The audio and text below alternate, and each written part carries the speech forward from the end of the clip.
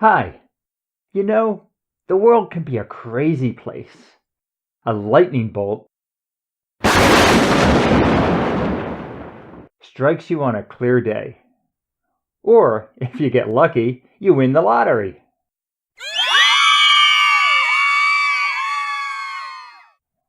On top of this, people make all kinds of claims, and there's often a great deal of noise or blurriness, even in the things that we can directly observe for ourselves.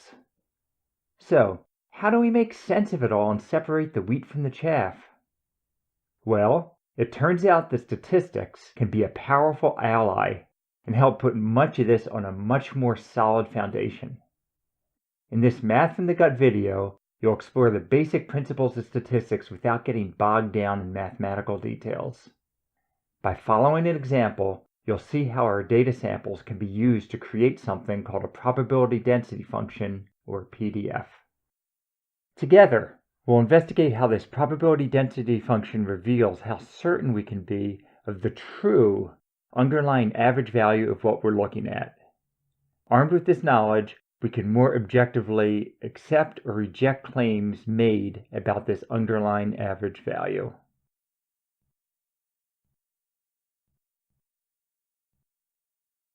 This video should be understandable by those having no background in statistics. Instead of equations, it's mostly general ideas, pictures, and animations. But despite this, it should help statistics students and many others better understand the subject. Together, we'll shine a bright light on some foundational gems that all too often remain obscured behind the curtains.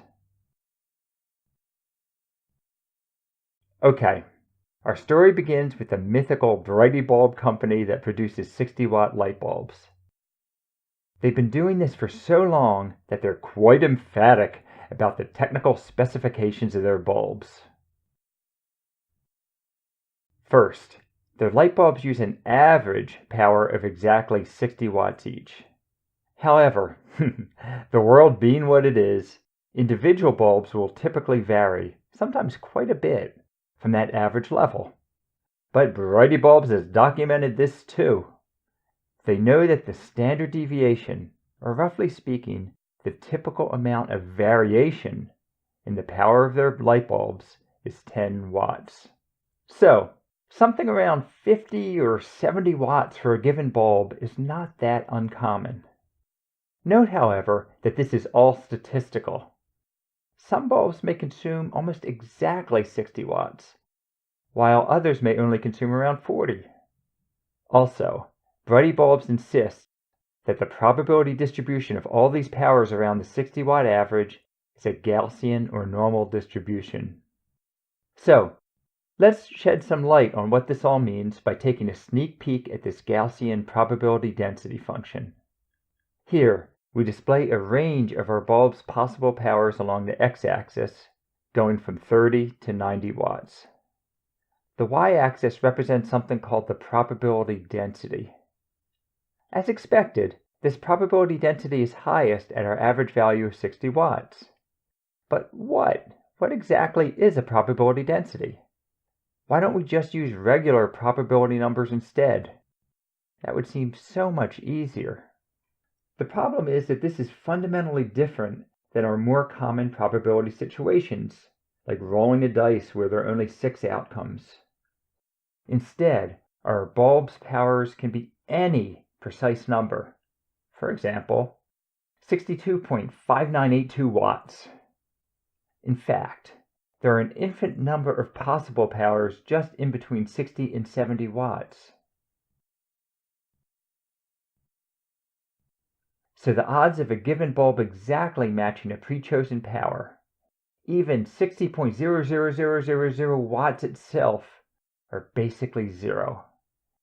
And a probability function that is zero everywhere wouldn't be too illuminating. So instead, we use a concept of probability density, which represents the probability per watt of variation. In other words, it tells us how densely the probability is packed in at different points along the x-axis. As an example, we could use this distribution function to estimate the probability of a given light bulb consuming between 65 and 67 watts by noticing that the probability density's average value in this region is about 0.033 or 3.3% per watt. Like this.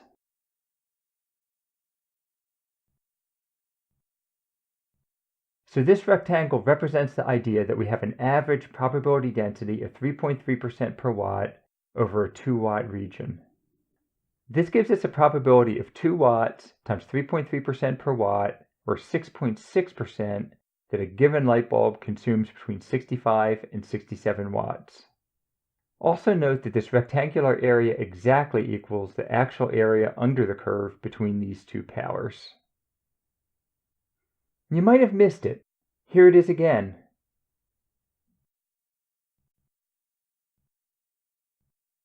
So, the area under the curve between the two powers gives us the probability that a randomly chosen bulb will have a power in that region.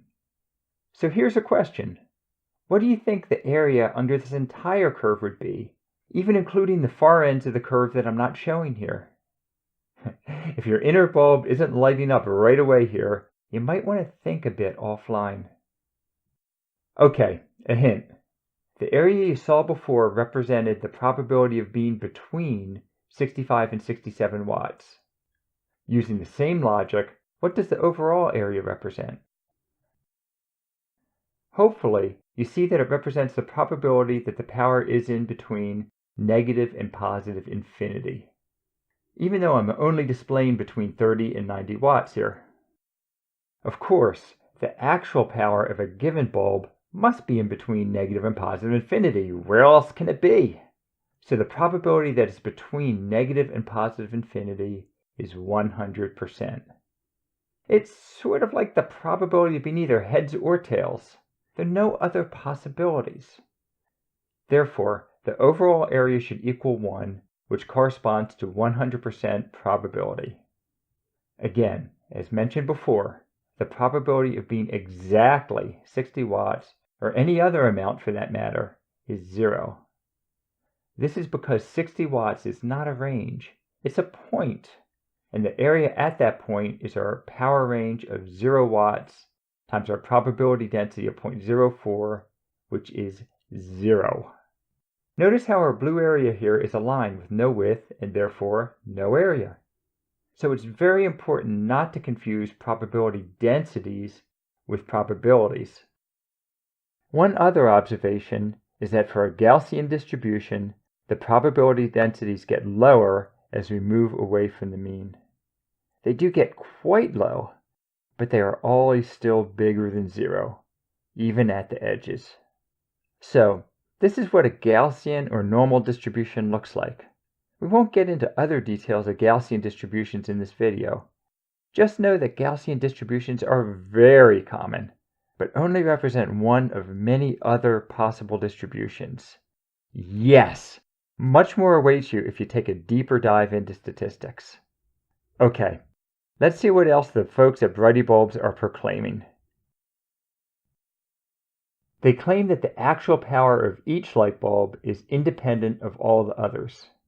In other words, a given bulb's power is completely independent of, or unrelated to, the power that all other bulbs happen to consume, even bulbs right next to it on the assembly line. This means that there's no correlation between the bulb's powers. Also, before we take our measurement, each bulb has an identically distributed probability distribution for its power. In this case, the normal distribution that we just looked at. Please note that once we measure a particular bulb, then that bulb's actual power is known and ceases to be an uncertain probability distribution anymore. Summing up the last two ideas, statisticians would say that the light bulb's powers are IID, independent, identically distributed. Note that the assertion of samples being IID and normally distributed is a very common one that you'll see many times in statistics. I'm not sure, but I like to imagine that they call it a normal distribution because it's normally what gets used for reasons that I won't get into here. So, with these concepts under our belt, let's revisit Brighty Bulbs' probability density function. Note that this is a continuous PDF and has distinct probability density at every possible power. To make things a bit easier for folks used to thinking about cards, coins, and dice, let's approximate this with a discrete probability distribution for now. One where we provide the non-zero probabilities of a given bulb falling in different 1-watt ranges, like this. Since this may be hard to see, let's zoom in on the region from 50 to 70 watts. Since we're choosing 1-watt chunks, the probability of falling within a given 1-watt range equals 1 times our average probability density over that range. Because multiplying by 1 doesn't change the result, I can leave the y-axis numbers alone and let the y-axis represent both the probability density and the probabilities of our 1-watt ranges. So, we now know the probability that a given bulb will be in each one of these ranges. Recall that our standard deviation is 10 watts. Hence, this blown up area from 60 minus 10 to 60 plus 10 watts represents the probability that a given bulb is within 1 standard deviation of our average 60-watt value. Summing these rectangular areas from 50 to 70 watts, we see that the probability of being in this region is about 68%. Don't believe me? Feel free to pause, examine the boxes in this figure, estimate the probabilities, and add them up. The 68% number is true for being within 1 standard deviation of any normal distribution. Now, of course, the probability of being within 2 standard deviations, in other words, from 40 to 80 watts, is significantly higher, since it includes all this extra green area. It turns out that the probability of being within 2 standard deviations is about 95%. To test and visually demonstrate some of the ideas here, I have written a program that simulates our light bulbs by generating a sequence of random powers that are based on this underlying probability distribution. In other words, each bulb independently averages 60 watts with a standard deviation of 10 watts. These random powers can then be displayed on this figure in histogram format. To see this, let's return to our original PDF. Now, let's produce our first random power to see how this works. Okay, it's 67.981 watts. So, after rounding to 68 watts, we place a small rectangle centered at 68 watts. Let's take a closer look at this rectangle.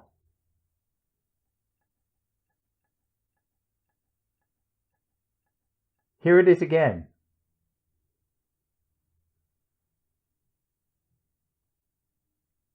Notice how the rectangle has a width of 1 watt and a height of 1/1000th. I'll explain this height in a bit. Now, if we had another sample between 67.5 and 68.5 watts, then that sample would also contribute to the 68 watt bin, and our height would double to 2/1000ths. Returning to our original figure, let's now record the second simulated Brighty bulb. It's 58.383 watts this time. That rounds to 58 watts, so our second rectangle adds to the 58 watt bin. Likewise, our third bulb is 62.865 watts, which adds to the 63 watt bin.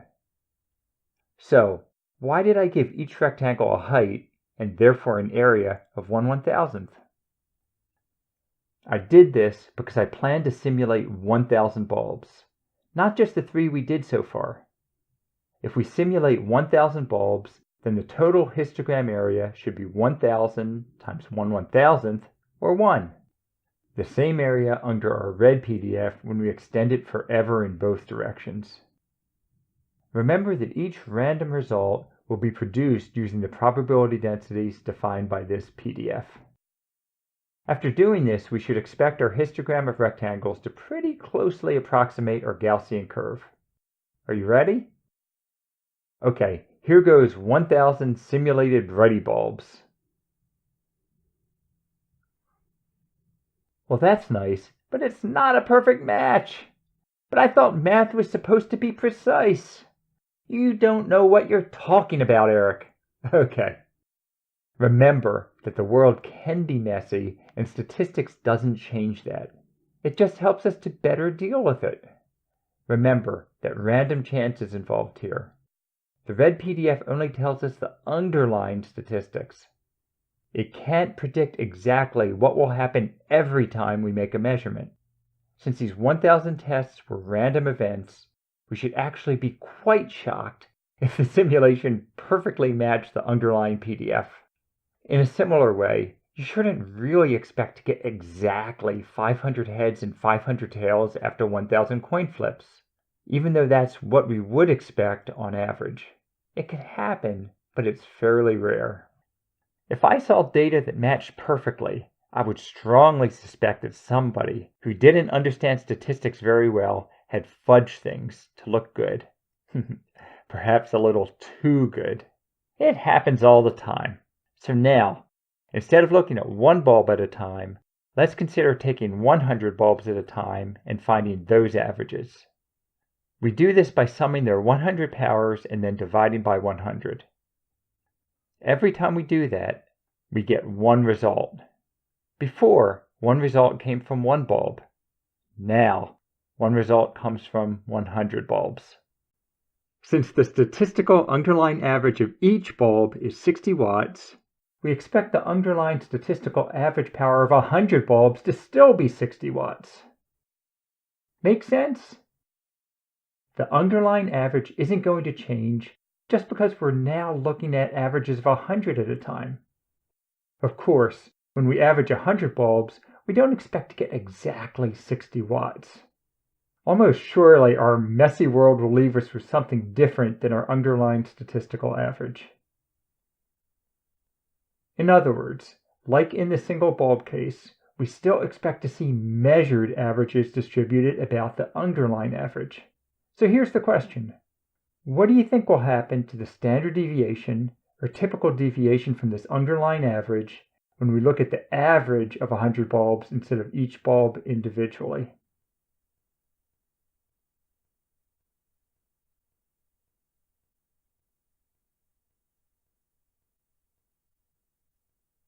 In other words, what will tend to vary more?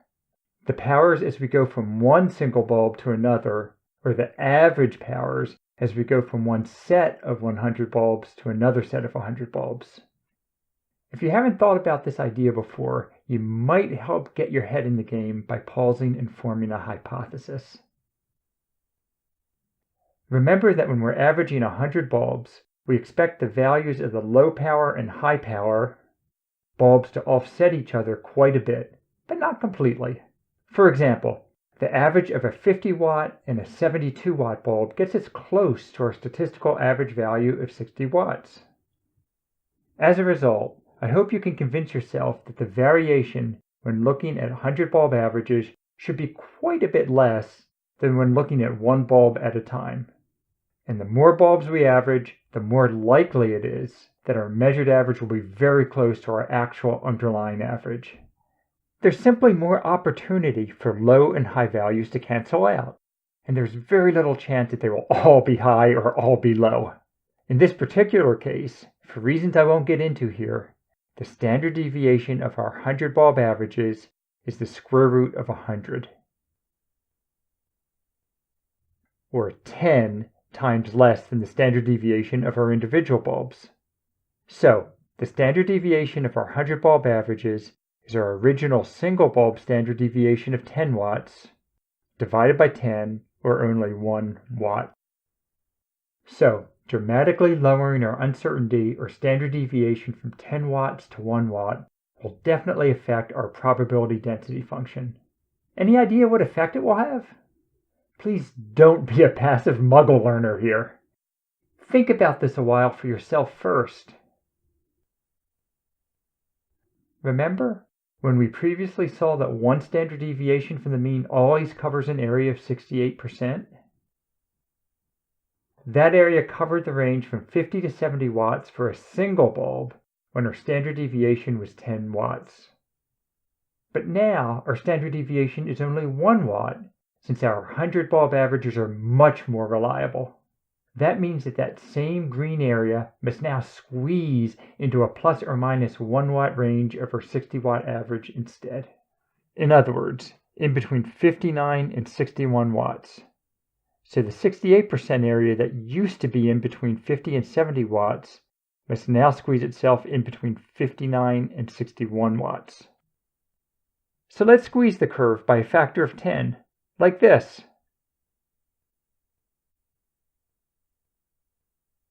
Now, you can see that the probabilities of our average results are distributed much closer to 60 watts, reflecting the fact that they show much less variation. But we're not done yet.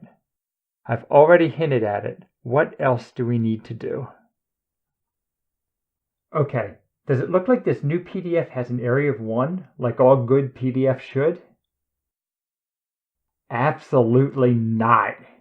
In fact, its area now equals 1/10, since we squeezed it to 1/10 of its previous width while keeping the height the same. Here's that graphic again.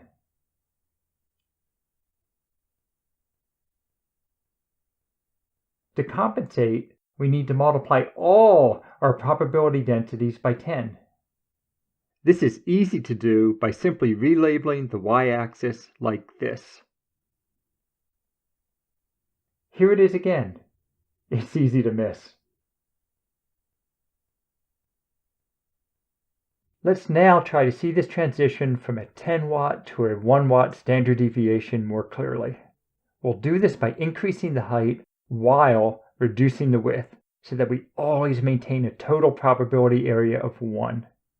Keep in mind that by total, I'm also including some very rare but extreme powers that are outside of our 30 to 90 watt display range. A Gaussian PDF never actually equals 0. It just gets extremely close. To do this, we'll start with an extended y-axis to leave room for a vertical expansion. So, everything starts off like the teapot, short and stout. This is the PDF for a single bulb, and it has a total area of 1. Now, focus on this green shaded area between 50 and 70 watts. It looks a bit like a rectangle with a bulge in the middle. It has a width of 20 watts and a maximum probability density of about 0.04 at 60 watts. Now, watch how this rectangle-like shape changes. Here goes.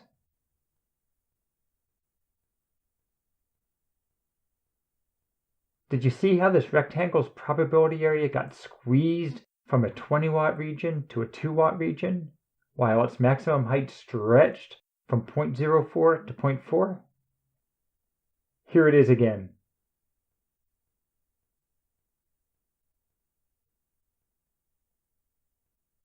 Keep in mind that we're talking about Gaussian probability densities here. So, after this change, our 1 standard deviation shaded region still has the same 68% probability area. It's just changed from being 20 wide and 0.04 maximum height to 2 wide and 0.4 maximum height. So, this is our distribution when each sample is the average of 100 bulbs. Much narrower, but much higher densities to compensate. Now, let's say that your boss brings you an untested sample of 100 Brighty bulbs, and your job is to determine as well as possible how realistic their 60 watt average power claim is. The spotlight is on you, but no pressure. So first, you test all 100 bulbs, record their powers, and add them to the following histogram. Now this may take you several hours, but sped up in our MathFromTheGut time machine, it looks like this.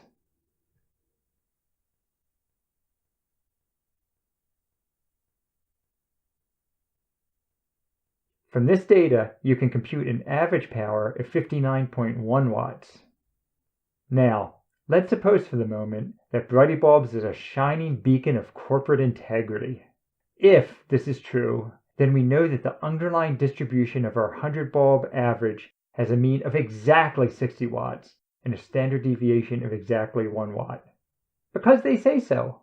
But remember, this particular 100 bulb average is just one result from one trial. And this trial will almost certainly end up with some different random average power. But if Brighty Bulbs' claim is true, then the probability of our given 100 bulb average being in certain ranges here is completely defined by our narrow PDF. We already saw this PDF, but it's shown off more nicely here with a better fitting choice of axes.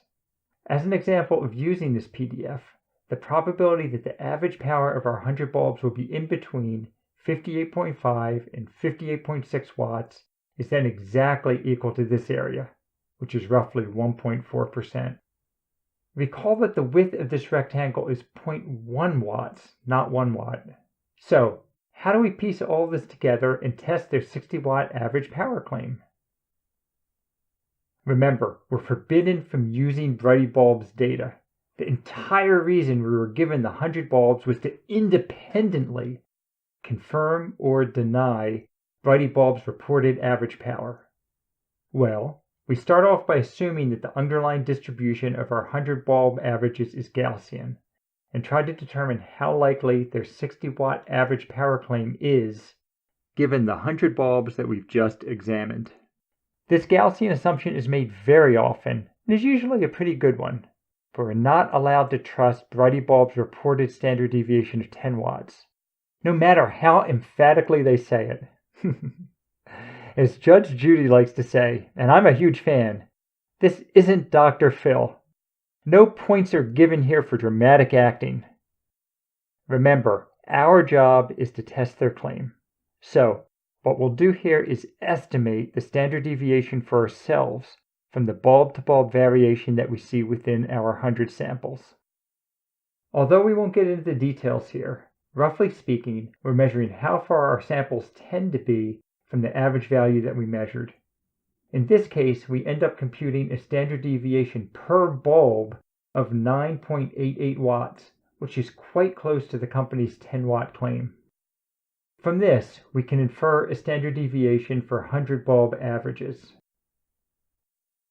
We do this by dividing our measured per bulb standard deviation by the square root of 100 or 10. Seem familiar? This is similar to what we previously did to infer a 100 bulb standard deviation from the company's single bulb claims. Doing the math, we infer a standard deviation for 100 bulb averages of 0.988 watts. Using this number, we can estimate how likely our measured 100 bulb average, in this case 59.1 watts, will be certain distances from the true but unknown average value. We define the difference between our measured average and the true underlying average to be our error, like this. So, if we believe Brighty Bulb's 60 watt claim, then our error in this case would be 59.1 minus 60, or negative 0.9 watts. So, using our measured standard deviation, this plot shows the PDF of our 100 bulb average being at various distances from the underlying average value. In other words, our error PDF.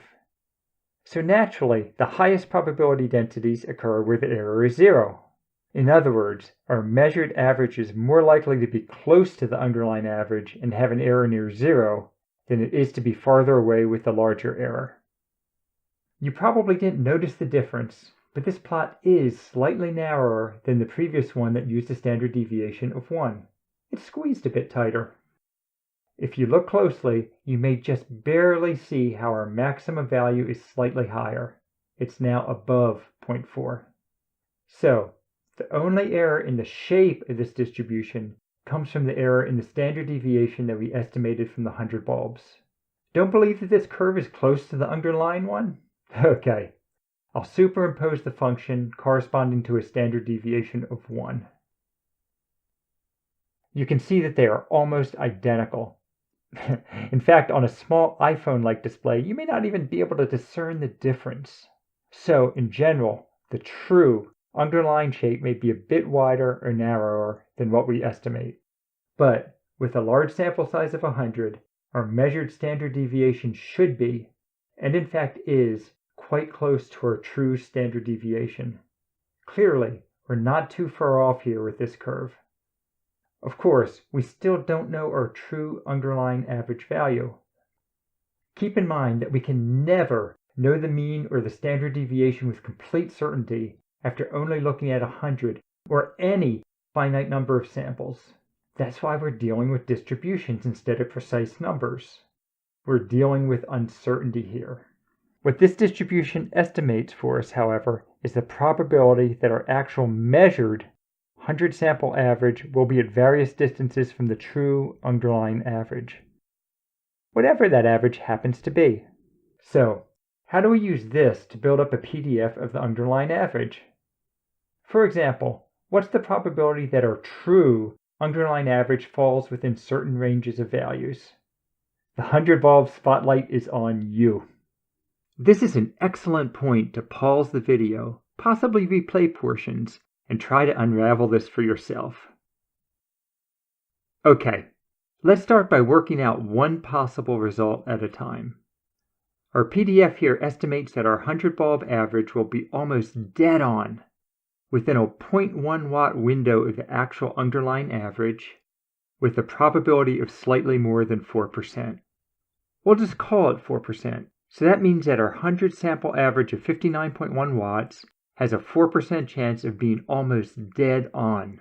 Of course, this also means it has a 96% chance of not being almost dead on. The boss would want to see that. So, we can now set up to prepare the PDF of the underlying average like this.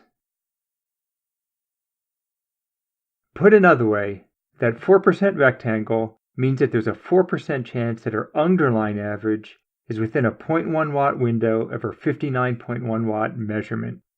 So, that rectangle lands right on top at 59.1 watts, like this.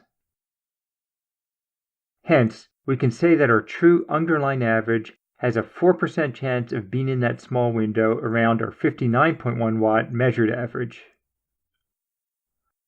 Do you see where I'm going yet? Next, our 100 bulb average measurement of 59.1 watts has a slightly reduced chance of being centered on a 0.1 watt window, centered 0.1 watts above our underlying average, right here. This means that we have a slightly reduced chance that our 59.1 watt measurement overestimates the underlying average power by about 0.1 watts. All we're doing here is to say exactly the same thing in a different way. This means we have the same slightly reduced chance that the underlying power average is 0.1 watts below what we measured. So, the probability rectangle to the right of center ends up generating the rectangle to the left of center of our final PDF, like this. Remember that if our error is positive 0.1 watts, then our underlying power must be lower. In other words, 59.1 minus 0.1 watts. Please pause and ponder if you're not understanding this direction reversal. Continuing along, we have a 3.95, 3.85, and 3.71% chance of being in a 0.1 watt window that overestimates our power by 0.2, 0.3, and 0.4 watts respectively. So, we have those same chances that our underlying power is 0.2, 0.3, or 0.4 watts below 59.1 watts. Like this.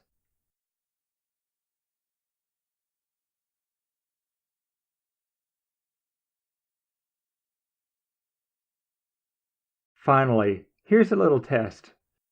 Let's consider this lonely rectangle on the other side of our error distribution. Can you say what it represents? Hopefully, you can see that that rectangle shows that we have a 0.77% chance of our measured average power being in a 0.1 watt window that is 1.8 watts below our underlying average. A bit less precisely, we can say that there's a 0.77% chance that our measured power is around 1.8 watts below our underlying average. Or equivalently, that our underlying average is 1.8 watts above our measured power. Clearly, the underlying average is just a mirror image of our error PDF. And since the Gaussian distribution is symmetric about the mean, our right and left sides are the same, and this distribution that we can present to the boss has the same exact shape as our error distribution. If these distributions weren't symmetric, then we would see more clearly that they are mirror images of each other. In this symmetric case, the only difference between these plots is that our measured 100 bulb average of 59.1 watts stands in for the zero error value. Of course, we're using these discrete rectangles to make things easier to discuss. Hopefully, you can see that both our error distribution and our distribution of the underlying average are both actually continuous PDFs. Notice that we have no evidence from looking at these 100 bulbs that our underlying statistical average power is exactly 60 watts. We just have some probability that it might be. 60 watts is really just one of many possibilities. So, at the end of the day, we can't tell our boss exactly what the underlying average power is. But we can give him probabilities that this average power is in certain ranges. Doing this, let's ask ourselves what the probability is that the underlying statistical average power is within a 1/10 of a watt window of 60 watts. That would be this area here, or about 2.7%. That's pretty small. Does that mean that there's a 97.3% chance that we have single-handedly shattered Brighty Bulbs' claims? Not at all. This only means that with our limited number of random samples, we can't be very sure that our true underlying mean is within this very narrow 0.1 watt range of 60 watts. We would need a much larger sample size to do that. So, just using our 100 random samples, how do we test the validity of Brighty Bulbs' claim that 60 watts is the true average? First, let's assume that their claim is true and then test the likelihood that it is consistent with our data. This is called testing the null hypothesis. Essentially, we're checking that the 60-watt hypothesis doesn't look unusual or statistically significant given our results. It should blend right in. Again, what we do is to determine how likely their 60-watt claim is true given our actual 100 bulb result. If our actual result is far enough away from 60 watts, then it's unlikely that the 60-watt claim is true. In that case, there would be a good chance, but never exactly 100%, that the 60-watt claim is untrue. Therefore, we would reject the null hypothesis. Lights out. We could then perhaps make our own claim that something else is going on. Okay, so we measure an average power of 59.1 watts.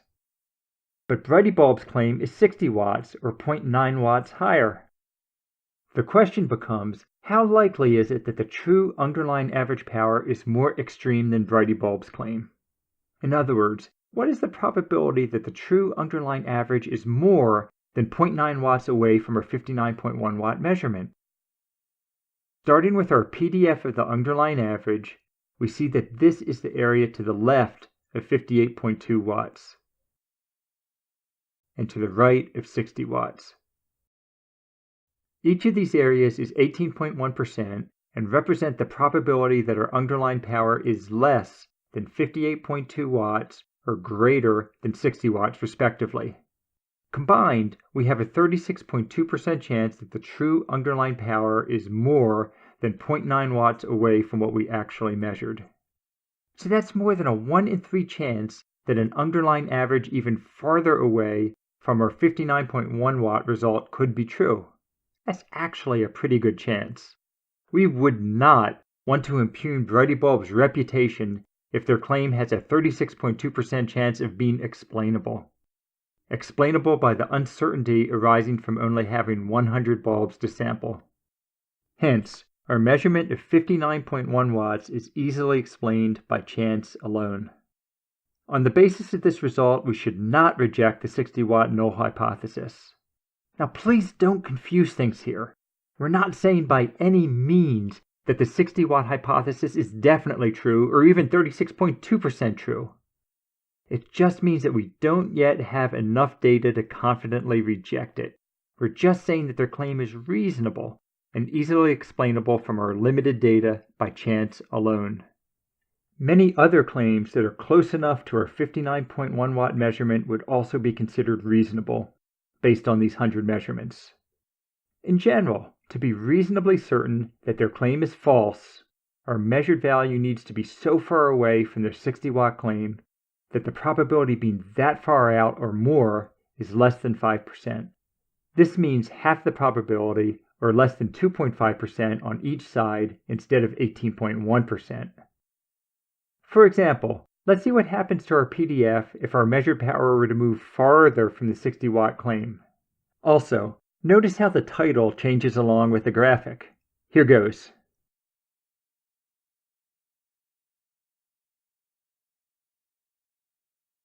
Notice how the green shaded hypotheses that are more extreme than 60 watts become much less likely.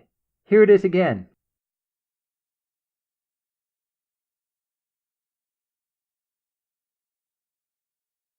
With a measured average power of 58 watts, the 60-watt claim is now more suspicious.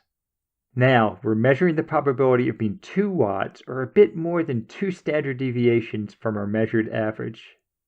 Our chance of the underlying value being more extreme than 60 watts has now fallen to 2.1 plus 2.1%, or 4.2%.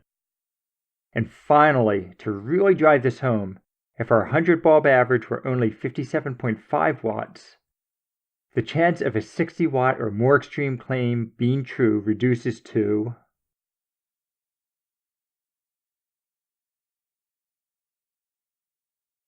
0.6 plus 0.6, or 1.2%. So, with our measurement in hand, Boltzmann is hopefully satisfied with the integrity of Brighty bulbs and can live with the amount of uncertainty that we're showing him. But perhaps he wants to know things more precisely. All we can say right now is that we're about 95% certain that our underlying average is within 2 standard deviations of our measured average of 59.1 watts. In other words, in between about 57.1 and 61.1 watts. So, Brighty bulb's 60-watt claim seems believable, but we still have about 4 watts of uncertainty altogether here. If our boss wants to narrow things down further, then we would have to test more bulbs. In other words, increase our sample size. Doing this will further reduce the standard deviation of our distribution for the underlying average. If we did that and reduced the standard deviation of the estimated underlying distribution enough, then we would be more certain of what the true underlying average is. As an example, if we tested 900 bulbs, our inferred standard deviation would drop from about 1 watt to about 1/3 of a watt. If we still obtained a 59.1 watt average, our resulting PDF would look like this. With 900 laborious measurements under our belt, we would now be 95% sure that the underlying average is in between 58.4 and 59.8 watts instead, a much narrower range. In fact, 1/3 the width of our previous 95% range. The 60-watt claim, although still possibly true, would seem quite a bit less likely. So that's it. Let's now recap what often goes on behind the curtains, hidden from easy view. First, we recorded the power of 100 Brighty bulbs. Next, we computed a per bulb mean and a standard deviation from those samples. But of course, this measured mean and standard deviation won't exactly equal the true mean and standard deviation. That's where statistics comes in. Next, we assumed that the measured standard deviation is correct and used it to estimate the error PDF of our measurement. This error PDF and our estimated average value were then used to create the PDF of our underlying average. Finally, this PDF was used to determine if the claim could be explained by chance alone. Hopefully, all of this has cast a brilliant Brighty bulb spotlight on some fundamental ideas in statistics. In my next video, we'll obtain the most accurate PDF possible from data like this. We'll do this by taking our uncertainty in the standard deviation into account, rather than just assuming that our measured standard deviation is correct. We'll develop something called the student t-distribution. But don't worry, using the student t-distribution only makes a significant difference when the number of measured samples is small. What we just did here is fine for most cases. So please subscribe, check out my other math and physics from the gut videos, and let me know what you think. Remember to like this video if it helped you. And here's hoping that you have a truly illuminating day.